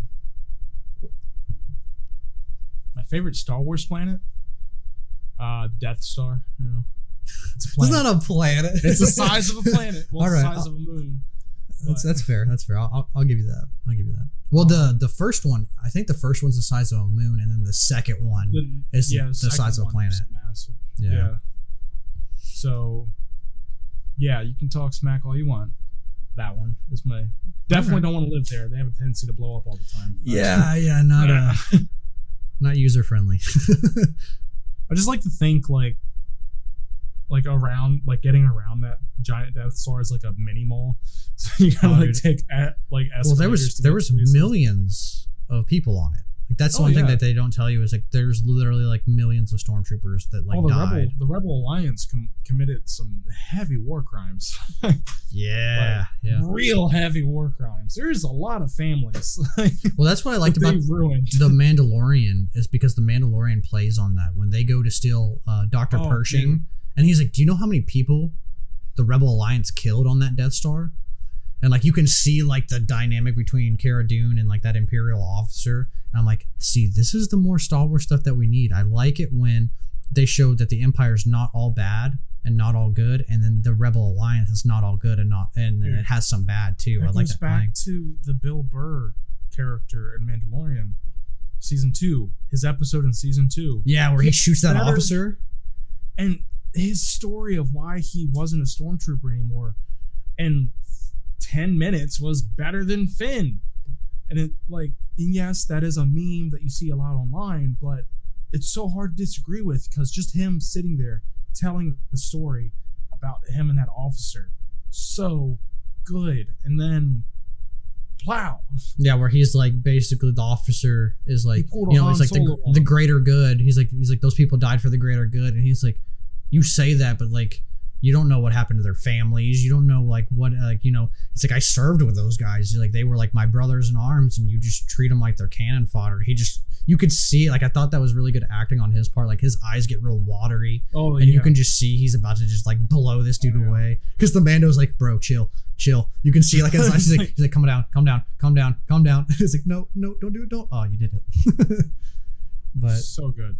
It was such a good, excellent scene. But yeah. For sure. Well, I'm hoping with at least with John Boyega, I think there's potential to like bring him back and like do more stuff and I think experiment with his character because I still think his character has so much potential. Like they could literally just do like a movie series, like a limited movie series or not movie, TV show series, like kind of like what they're doing with Kenobi, and literally just tell more of his story. So he's literally not just screaming Rey for an hour and a half, Yeah. And I think because dude, his character has so much potential. So much, and they're just like, no, scream Rey. Yeah. And then my last. I didn't get to. I didn't say what planet I'd want to live on. Well, see, we go on these tangents, and then I forget. I know it happens. That's what the point of the questions are. Yeah, I know for sure. I would choose Endor, specifically because I get to live in the coolest tree fort of all time. Like, I always wanted a tree house when I was younger. I never made one. I grew up on a mountain, on a farm, in the middle of the forest. I'm like, dude, this is the best time. I mean, we had like the open plains, and then like right past the plains is trees. And I'm like, we have so many trees I can make a tree house with. I just want to make a tree house. I feel that. And Endor, I feel like I get to live out my dreams of living in the coolest tree house ever made. Heck yeah. Yeah, I usually my 2 answers are Endor and then Cloud City. Because of like the sunset and like being like a city in the clouds is really cool. Like those are like usually really my cool 2. Place. Yeah, those are my 2. What do you think's underneath the clouds? Nothing. Pollution. That's what it is. No, I would suspect it's just like a planet that's like uninhabitable underneath. You go down there. It's just like a bunch of poles like stabbed into like a metal ball. Yeah, something like holding that. up all the buildings. Well, because there's got to be an explanation of why because like why not build the city on the ground? Like why build it in the clouds? And my guess would just be that like it's uninhabitable at the bottom, or like it's just ocean or something like that. Or it's just a resort. That could be it too. But it's on a planet. Like it's on like Cloud City is like it's not just like floating in the galaxy. You know, it's like actually on a planet. But yeah, no, it could be. It could be. That'd be interesting to see because I don't know. No, Bespin is the planet. I was like, I don't know what planet that is, but it's Bespin. Yeah, it'd be interesting to see like if there is anything else to Bespin because we don't really know anything. You dive like head first down there, like let's do this. All right, so the last question: if you had to have a Star Wars creature as a pet, what Star Wars creature? If you could like shrink it down or keep it life size if you want to, but like. What would be your favorite Star Wars pet? I would not want an Ewok because they would fling poop everywhere. They'd eat you. You'd wake up to too. Have them roasting you. Okay. Little savages. Damn. Why couldn't you just make me pick a droid? We can do that too. I'll throw that one in there next. Oh, great. You know, there's always a bigger fish. Yeah, like the biggest one. There's 3 of them. There's like the eel looking one. The biggest one. Yeah, I don't know what that's called, but that one's cool. I would have him shrink down as it'd be the coolest aquarium thing ever. Yeah, for sure. I like the middle one, the one that has the tongue. It's like a kind of like a I don't know what the yeah, the tongue that bites. Yeah, that one's really cool too. They're all cool though. They all have really cool. But that's interesting. Nobody's ever said that one, so that's cool. And then just be like, have an aquarium in your room. What's he eat? Steak. People. He eats bigger fish. That's funny because that's why I invited you here. Watch store. And then what is your favorite droid? We'll final out with that. Favorite droid. You can only pick one. My least favorite's BB-8. See, I really like. I'm kind of sad that R2 was like definitely like out of all the original trilogy characters, because even C-3PO got more screen time than R2. R2-D2 was like sidelined for the prequels, and I keep saying prequels for the sequels, and I was really sad about that. I think my favorite would have to be the MSE-6 series, the repair droids on the Death Star. They're the little rat things, the little box, like the little square. Oh, boxes. mouse droids? Yeah. Yeah. Dude, I love those guys because they're just like, let's get out of here. Yeah. I want to build. I've been meaning to 3D print one. I just haven't gotten around to it yet. I just think like, I don't know, the whole like Chewie disguised as a prisoner scene, and he yells at one. He's like, "What the?" He's like, "Got a blast." Yeah, it's a no from me. All right, that concludes the Mynonk Minutes portion. That was a good Mynonk Minutes. So we can kind of go into some video games, since you definitely have sometimes I don't do video games because a lot of people haven't played them, but since you have, I'm definitely going to make that in this segment. What's your favorite Star Wars video game? Force Unleashed 1 and 2. I like them both super much. 2, well, 1 it's too short. Yeah, 1 is super short. They're both super short, in all honesty. Well, I think 2 is 2 to me was a great story. I really liked it, but it just, to me, it felt like a glorified DLC. They were both excellent stories, but I liked 2 because he was broken. Starkiller. This was a broken clone of Starkiller. Right. He wasn't like there, and his force was unstable. Mm-hmm. Very unstable. So he would use, and he was already a really strong force user. Like, he ripped a Star Destroyer out of the sky. Yeah. So when he would just like push somebody, just a simple force push, it would just rip them molecule by molecule. Like, that trailer tear people apart. Yeah, that was cool. He's definitely a lot I think he's a lot stronger as the clone, because I think that unstableness definitely plays into his force powers. It helped him let go, because he would always hold back because of he wasn't ever at his full potential in the first one. Well, one thing with that I'm really hoping for, the reason why I like Visions so much is I think they're kind of dipping their toes into making more non-canon stuff. I don't want them to bring Starkiller into canon. I think he just creates too many problems and he's too powerful. He's too strong. He's too damn strong. And if you nerf him, as much as I would love a Starkiller movie, he's too strong. But with that, I think they could make a Starkiller movie and just not make it canon. That's what I would love. Is just like, dude, still make canon stuff, still make canon movies and shows, but also make like non-canon stuff that just doesn't attend to the storyline, because I really want them to make a What If. Yeah, honestly, like I don't think the multiverse should ever be in Star Wars. I don't think it works with Star Wars, but a What If series would just be like a non-canon, like what if Luke joined the Empire? What if Leia became a Jedi instead of Luke? You know, like stuff like that. I think would be like, what if Qui-Gon lived? You know, instead of dying. You know, I think there's a lot of like what ifs that you could do, but I really hope they make The Force Unleashed 3. I think they could definitely make it like more open world to where you could visit planets more, kind of like Fallen Order a little bit, but even more so than Fallen Order. Fallen Order was a great game too. I had a lot of fun doing Fallen Order. I have a lot of gripes with Fallen Order, but yes, the story was great. The mechanics were good. I didn't like the fact that like if you like went into an area that you had like previously been into, they like the respawn mechanics were gross. Like the way they would respawn characters, and like I could literally you could see where they plotted like each like section. Yeah. Because as soon as you stepped out of that section and went back into it, there would be stormtroopers there again. I don't remember what planet it was, but you're inside of this giant cave and you're going across all these narrow paths. By the time you make it to the end of the narrow paths, they had already respawned at the beginning of the cave again. Probably. Oh no, I know what you're talking about. That's on. What is it? Zepho? No, that sounds right. It sounds like. It was one of those planets. I know what you're talking about though, that cave system. But no, I mean the customability was great. The story was great. All the characters were likable. I like the fact that you were fighting Inquisitors. Pick your poncho. I mean, come on. Yeah, pick your poncho. You could pick you customize your vehicle. I'm really excited. Customize your droid. Yeah, Oh, dude, BD is probably in my top 3. BD is great. He was such a great droid. I really liked BD. It probably goes for me. It goes. Chopper or no, R2D2, Chopper, and then BD for me. R2 is one of the he's been there for it all, dude. He just bless you. Sorry, he just has my heart, man. Thank you.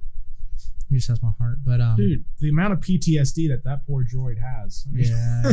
Well, I wonder if because it's never really stated whether he's had his mind wiped, so I don't know if he remembers Anakin or not. They did mention it in one of the movies. We'll have to wipe your mind, or in Revenge of the Sith. But that was only for C-3PO.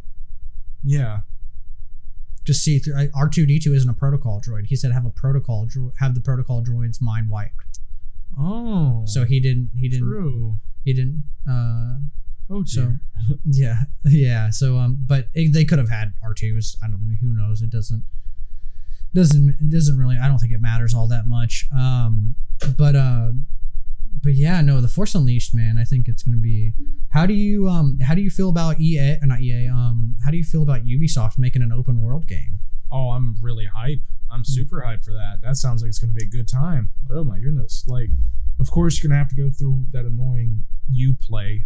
I hate Uplay, but yeah. If Lucasfilm called you up, I was like, Alex, we need an idea.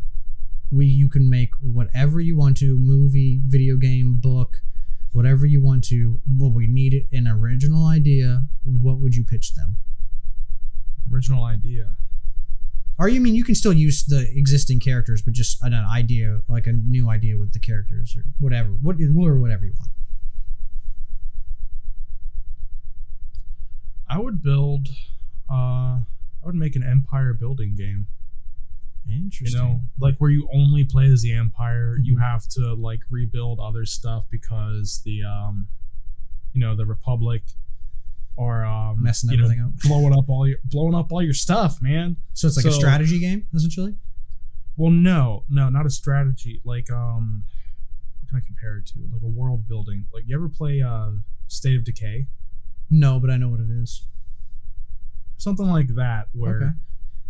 Then the Republic, like I want to make it completely in perspective of the Empire. So the Republic isn't called the Republic. They're a terrorist cell. Yeah. And yeah, terrorists have blown up one of our Death Stars, so we need to start a campaign, blah, blah, blah. Your settlement's under attack. It needs Make help.